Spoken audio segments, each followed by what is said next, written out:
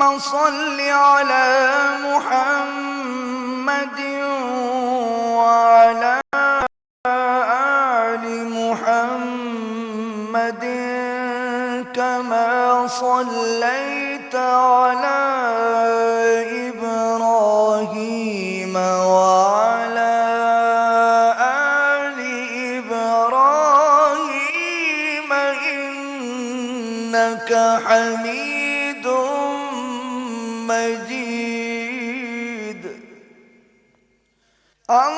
اللهم بارك على محمد وعلى آل محمد كما باركت على إبراهيم وعلى آل إبراهيم إنك حميد مجيد بسم اللہ الرحمن الرحیم۔ اللہ آسمانوں اور زمین کا نور ہے، کائنات میں اس کے نور کی مثال ایسی ہے جیسے ایک طاق میں چراغ رکھا ہوا ہو، چراغ ایک فانوس میں ہو، فانوس کا حال یہ ہو کہ جیسے موتی کی طرح چمکتا ہوا تارا، اور وہ چراغ زیتون کے ایک ایسے مبارک درخت کے تیل سے روشن کیا جاتا ہو جو نہ شرقی ہو نہ غربی، جس کا تیل آپ ہی آپ بھڑکا پڑتا ہو، چاہے آگ اس کو نہ لگے۔ اس طرح روشنی پر روشنی بڑھنے کے تمام اسباب جمع ہو گئے ہوں۔ اللہ اپنے نور کی طرف جس کی چاہتا ہے رہنمائی فرماتا ہے، وہ لوگوں کو مثالوں سے بات سمجھاتا ہے، وہ ہر چیز سے خوب واقف ہے۔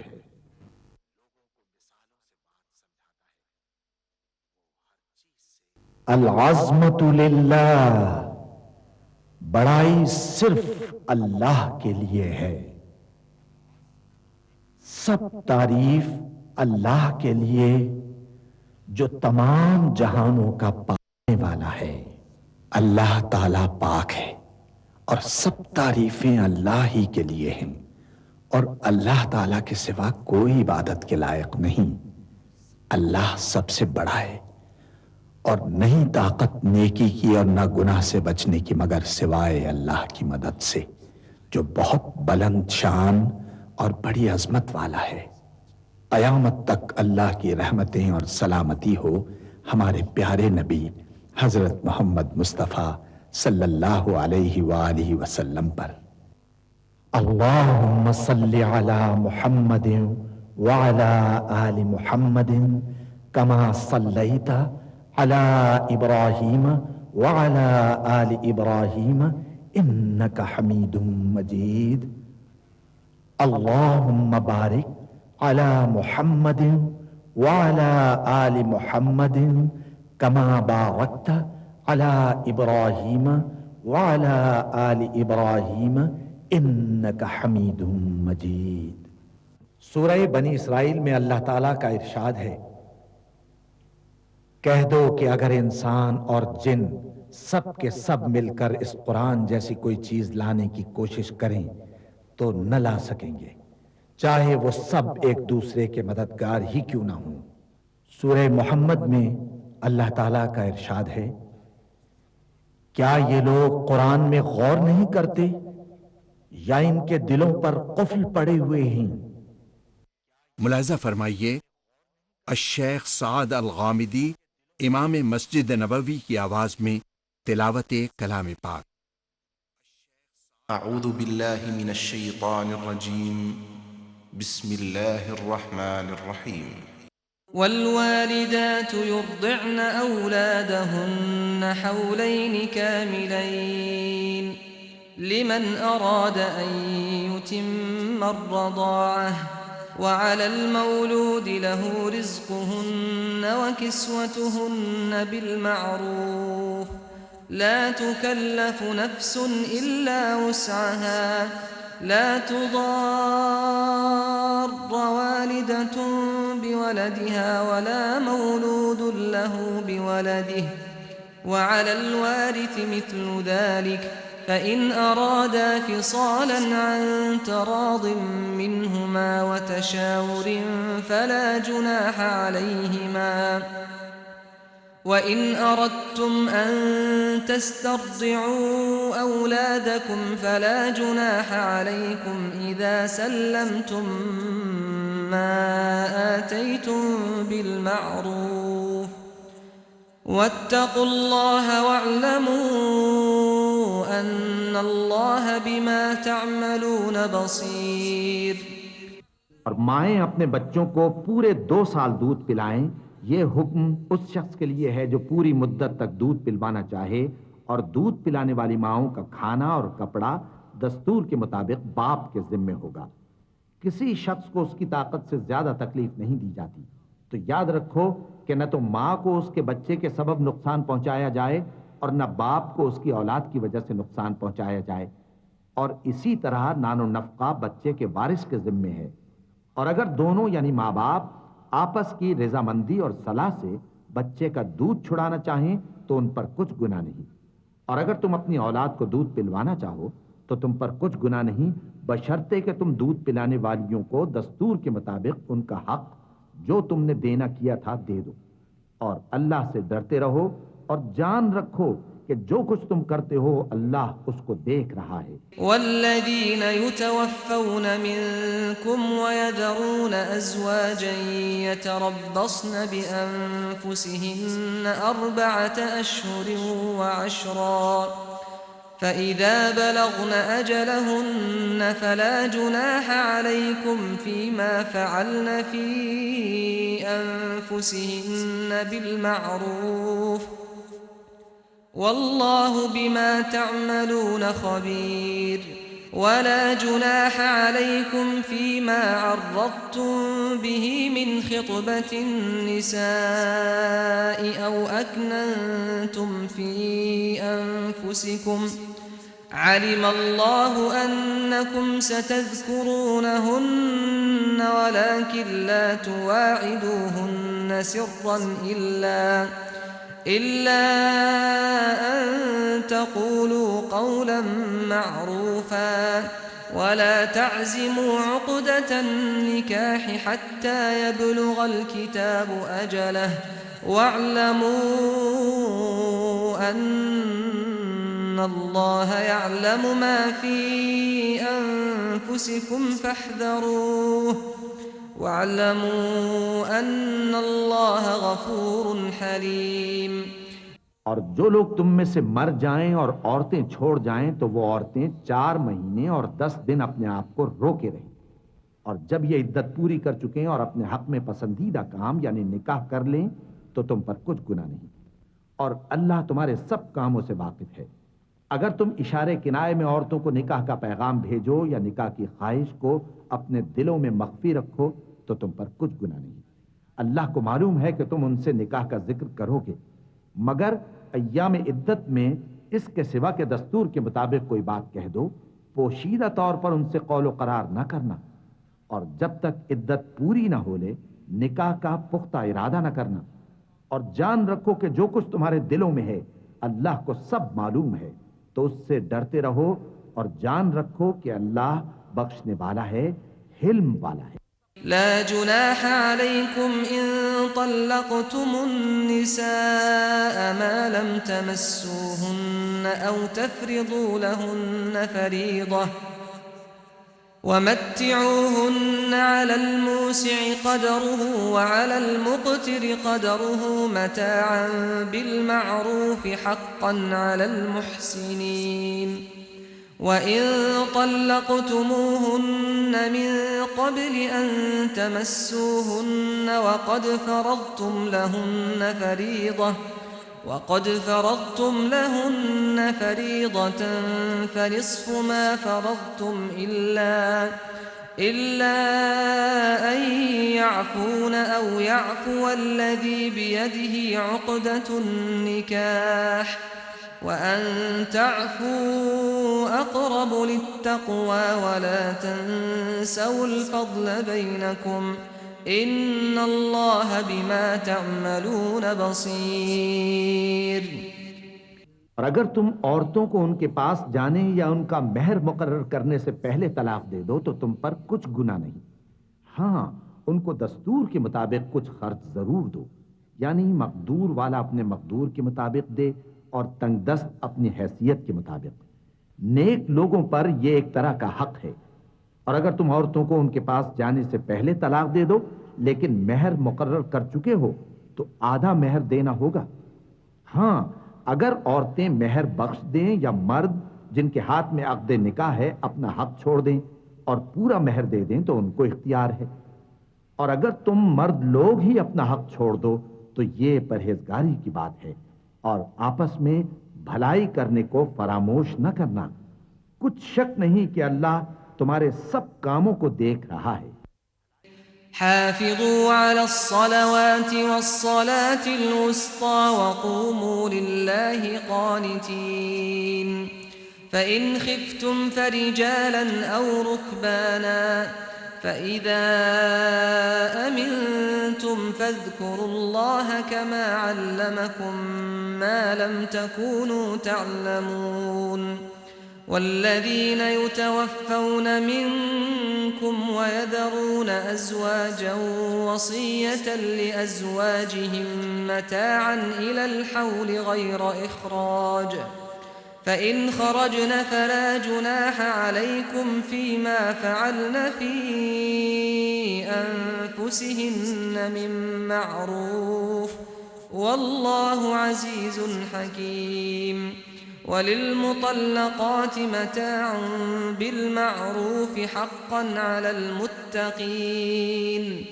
كذلك يبين الله لكم آياته لعلكم تعقلون۔ مسلمانوں، سب نمازیں خصوصاً بیچ کی نماز یعنی نماز عصر پورے اہتمام کے ساتھ ادا کرتے رہو اور اللہ کے آگے ادب سے کھڑے رہا کرو۔ پھر اگر تم خوف کی حالت میں ہو تو پیادے یا سوار جس حال میں ہو نماز پڑھ لو۔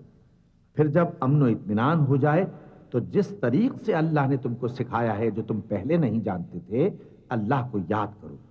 اور جو لوگ تم میں سے مر جائیں اور عورتیں چھوڑ جائیں وہ اپنی عورتوں کے حق میں وصیت کر جائیں کہ ان کو 1 سال تک خرچ دیا جائے اور گھر سے نہ نکالی جائیں۔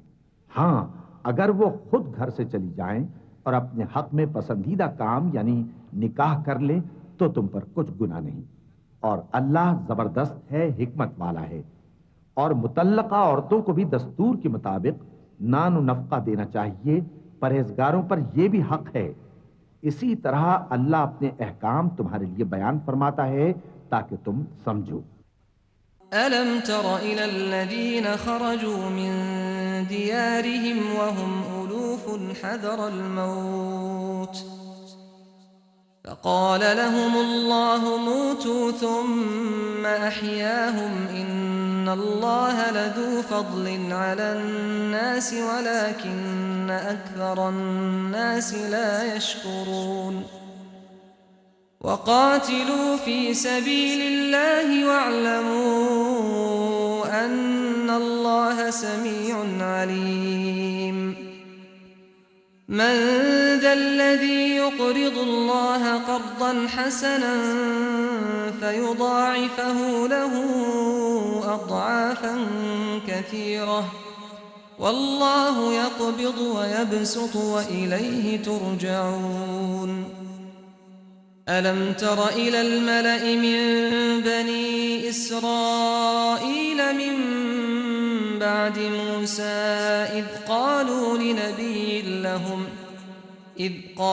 لنبي لهم ابعث لنا ملكا نقاتل في سبيل الله قال هل عسيتم إن كتب عليكم القتال ألا تقاتلوا قالوا وما لنا ألا نقاتل في سبيل الله وقد أخرجنا من ديارنا وأبنائنا فلما كتب عليهم القتال تولوا إلا قليلا منهم والله عليم بالظالمين۔ بھلا تم نے ان لوگوں کو نہیں دیکھا جو شمار میں ہزاروں ہی تھے اور موت کے ڈر سے اپنے گھروں سے نکل بھاگے تھے؟ تو اللہ نے ان کو حکم دیا کہ مر جاؤ، پھر ان کو زندہ بھی کر دیا۔ کچھ شک نہیں کہ اللہ لوگوں پر مہربانی رکھتا ہے، لیکن اکثر لوگ شکر نہیں کرتے۔ اور مسلمانوں، اللہ کی راہ میں جہاد کرو اور جان رکھو کہ اللہ سب کچھ سنتا ہے، سب کچھ جانتا ہے۔ کون ہے کہ اللہ کو قرض حسنہ دے کہ وہ اس کے بدلے اس کو کئی گنا زیادہ دے گا؟ اور اللہ ہی روزی کو تنگ کرتا اور وہی اسے کشادہ کرتا ہے، اور تم اسی کی طرف لوٹ کر جاؤ گے۔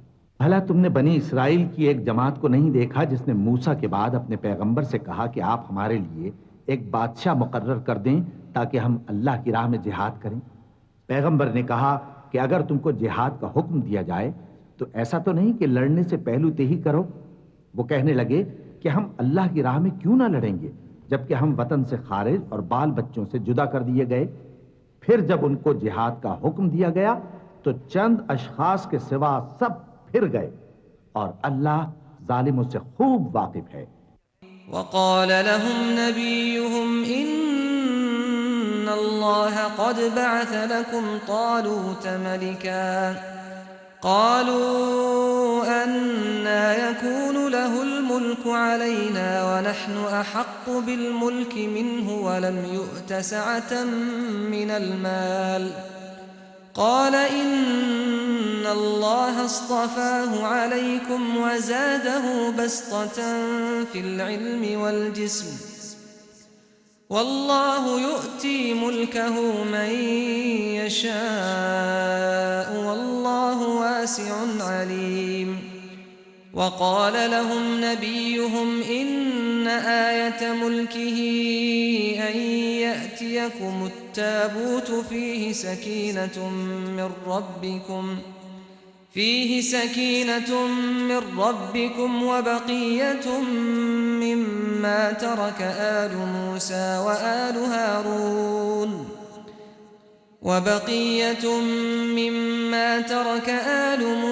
وآل هارون تحمله الملائكة إن في ذلك لآية لكم إن كنتم مؤمنين۔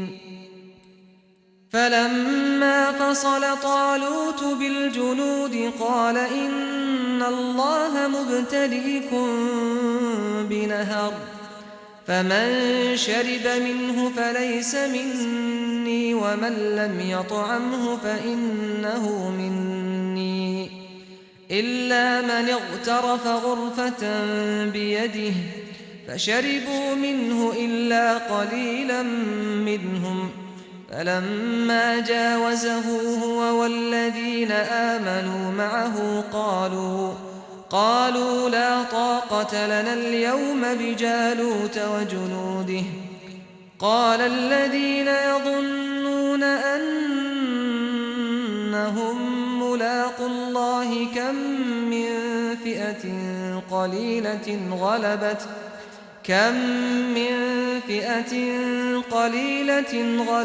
فئة كثيرة بإذن الله واللہ مع الصابرین۔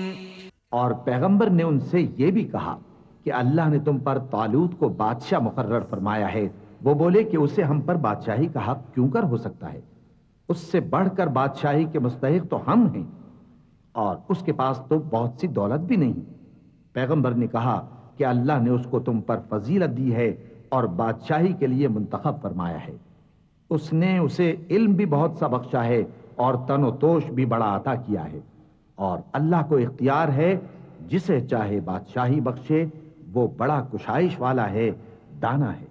اور پیغمبر نے ان سے کہا کہ ان کی یعنی طالوت کی بادشاہی کی نشانی یہ ہے کہ تمہارے پاس وہ صندوق آئے گا جس کو فرشتے اٹھائے ہوئے ہوں گے۔ اس میں تمہارے پروردگار کی طرف سے تسلی بخشنے والی چیز ہوگی، اور کچھ اور چیزیں بھی ہوں گی جو موسیٰ اور ہارون چھوڑ گئے تھے۔ اگر تم ایمان رکھتے ہو تو یہ تمہارے لیے ایک بڑی نشانی ہے۔ غرض جب طالوت فوجیں لے کر روانہ ہوا تو اس نے ان سے کہا کہ اللہ ایک نہر سے تمہاری آزمائش کرنے والا ہے، جو شخص اس میں سے پانی پی لے گا اس کی نسبت تصور کیا جائے گا کہ وہ میرا نہیں، اور جو نہ پیے گا وہ سمجھا جائے گا کہ میرا ہے۔ ہاں اگر کوئی ہاتھ سے چلو بھر پانی لے لے تو خیر۔ جب وہ لوگ نہر پر پہنچے تو چند آدمیوں کے سوا سب نے پانی پی لیا۔ پھر جب طالوت اور مومن لوگ جو اس کے ساتھ تھے نہر کے پار ہو گئے تو کہنے لگے کہ آج ہم میں جالوت اور اس کے لشکر سے مقابلہ کرنے کی طاقت نہیں۔ جو لوگ یقین رکھتے تھے کہ ان کو اللہ کے روبرو حاضر ہونا ہے، وہ کہنے لگے کہ بسا اوقات تھوڑی سی جماعت نے اللہ کے حکم سے بڑی جماعت پر فتح حاصل کی ہے، اور اللہ ثابت قدم رہنے والوں کے ساتھ ہے۔ ولما برزوا لجالوت وجنوده قالوا ربنا أفرغ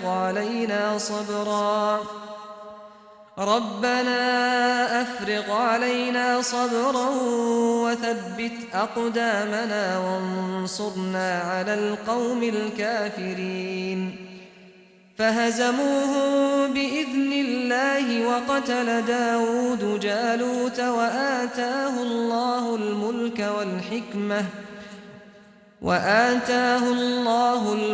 والحكمة وعلمه مما يشاء ولولا دفع الله الناس بعضهم ببعض لفسدت الأرض ولكن الله ذو فضل على العالمين تلك آيات الله نتلوها عليك بالحق وإنك لمن المرسلين۔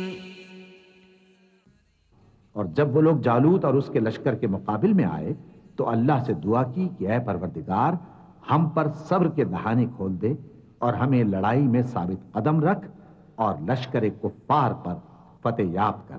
تو طالوت کی فوج نے اللہ کے حکم سے ان کو شکست دے دی، اور داؤد نے جالوت کو قتل کر ڈالا، اور اللہ نے ان کو بادشاہی اور دانائی بخشی اور جو کچھ چاہا سکھایا۔ اور اگر اللہ لوگوں کو ایک دوسرے پر چڑھائی اور حملہ کرنے سے نہ ہٹاتا رہتا تو کرۂ ارض تباہ ہو جاتا، لیکن اللہ اہل عالم پر بڑا مہربان ہے۔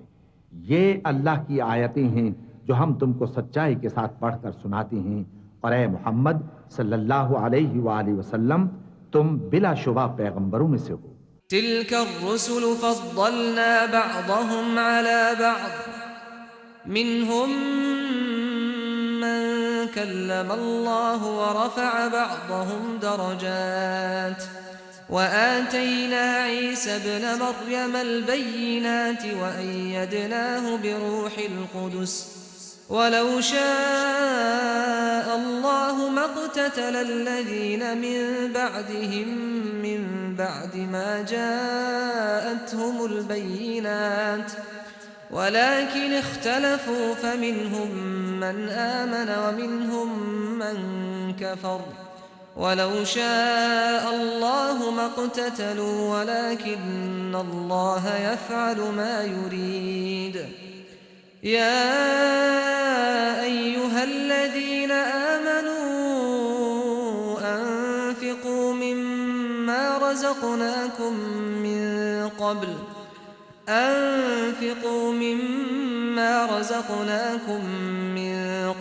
أن يأتي يوم لا بيع فيه ولا خلة ولا شفاعة والكافرون هم الظالمون۔ یہ پیغمبر جو ہم وقتاً فوقتاً بھیجتے رہے ہیں، ان میں سے ہم نے بعض کو بعض پر فضیلت دی ہے۔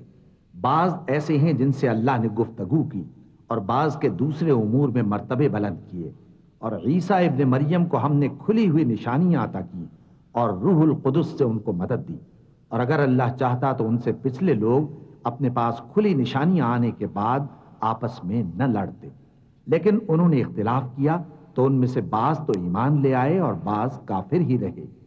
اور اگر اللہ چاہتا تو یہ لوگ باہم جنگ و قتال نہ کرتے، لیکن اللہ جو چاہتا ہے کرتا ہے۔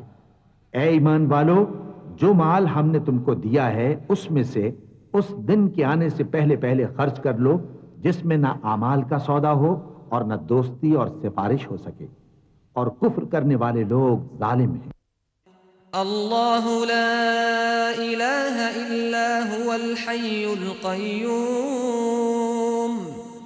لا تأخذه سنة ولا نوم له ما في السماوات وما في الأرض من ذا الذي يشفع عنده إلا بإذنه يعلم ما بين أيديهم وما خلفهم ولا يحيطون بشيء من علمه إلا بما شاء وسع كرسيه السماوات والأرض ولا يؤوده حفظهما وهو العلي العظيم لا إكراه في الدين قد تبين الرشد من الغي فمن يكفر بالطاغوت ويؤمن بالله فقد استمسك بالعروة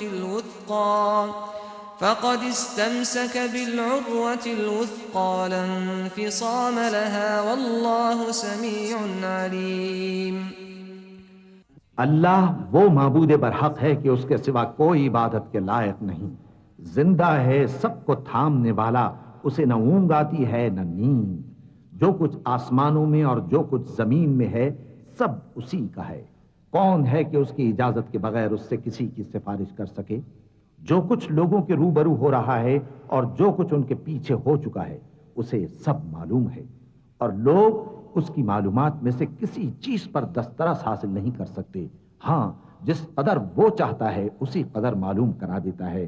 اس کی بادشاہی اور علم آسمان اور زمین سب پر حاوی ہے، اور اسے ان کی حفاظت کچھ بھی دشوار نہیں۔ وہ بڑا عالی رتبہ ہے، جلیل القدر ہے۔ دین اسلام میں کوئی زبردستی نہیں ہے، ہدایت صاف طور پر ظاہر اور گمراہی سے الگ ہو چکی ہے۔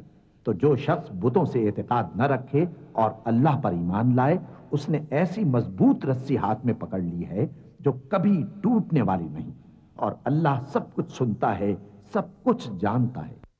اللہ ولی الذین آمنوا یخرجهم من الظلمات إلى النور والذین كفروا أولیاؤهم الطاغوت يخرجونهم من النور إلى الظلمات أولئك أصحاب النار هم فيها خالدون ألم تر إلى الذي حاج إبراهيم في ربه أن آتاه الله الملك إذ قال إبراهيم ربي الذي يحيي ويميت قال أنا أحيي وأميت قال إبراهيم فإن الله يأتي بالشمس من المشرق فأت بها من المغرب فبهت الذي كفر والله لا يهدي القوم الظالمين۔ جو لوگ ایمان لائے ہیں ان کا دوست اللہ ہے کہ اندھیرے سے نکال کر روشنی میں لے جاتا ہے، اور جو کافر ہیں ان کے دوست شیطان ہیں کہ ان کو روشنی سے نکال کر اندھیرے میں لے جاتے ہیں۔ یہی لوگ اہل دوزخ ہیں کہ اس میں ہمیشہ رہیں گے۔ بھلا تم نے اس شخص کو نہیں دیکھا جو اس غرور کے سبب سے کہ اللہ نے اس کو سلطنت بخشی تھی، ابراہیم سے اپنے پروردگار کے بارے میں جھگڑنے لگا؟ جب ابراہیم نے کہا میرا پروردگار تو وہ ہے جو زندگی دیتا ہے اور موت دیتا ہے، وہ بولا کہ زندگی اور موت تو میں بھی دے سکتا ہوں۔ ابراہیم نے کہا کہ اللہ تو سورج کو مشرق سے نکالتا ہے، آپ اسے مغرب سے نکال دیجئے۔ یہ سن کر وہ کافر ہکا بکا رہ گیا، اور اللہ بے انصافوں کو ہدایت نہیں دیا کرتا۔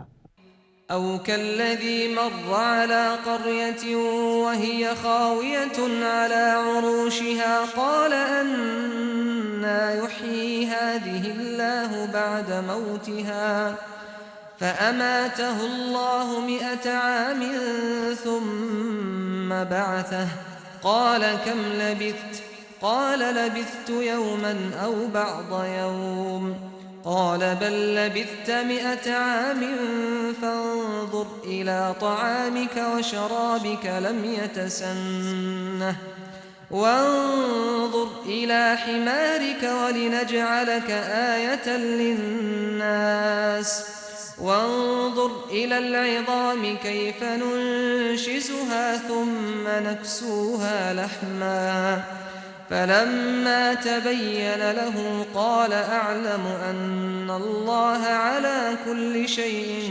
قدير. یا اسی طرح اس شخص کو نہیں دیکھا جس کا ایک بستی پر جو اپنی چھتوں پر گری پڑی تھی گزر ہوا، تو اس نے کہا کہ اللہ اس کے باشندوں کو مرنے کے بعد کیوں کر زندہ کرے گا؟ تو اللہ نے اس کی روح قبض کر لی اور 100 برس تک اس کو مردہ رکھا. پھر اس کو جلا اٹھایا اور پوچھا تم کتنا عرصہ مرے پڑے رہے ہو؟ اس نے جواب دیا کہ 1 دن یا اس سے بھی کم. اللہ نے فرمایا نہیں بلکہ 100 برس مرے رہے ہو. اور اپنے کھانے پینے کی چیزوں کو دیکھو کہ اتنی مدت میں مطلق سڑی بسی نہیں، اور اپنے گدھے کو بھی دیکھو جو مرا پڑا ہے. غرض ان باتوں سے یہ ہے کہ ہم تم کو لوگوں کے لیے اپنی قدرت کی نشانی بنائیں. اور ہاں، گدھے کی ہڈیوں کو دیکھو کہ ہم ان کو کس طرح جوڑے دیتے اور ان پر کس طرح گوشت پوست چڑھائے دیتے ہیں. جب یہ واقعات اس کے مشاہدے میں آئے تو بول اٹھا کہ میں یقین کرتا ہوں کہ اللہ ہر چیز پر قادر ہے. صدق اللہ العظیم.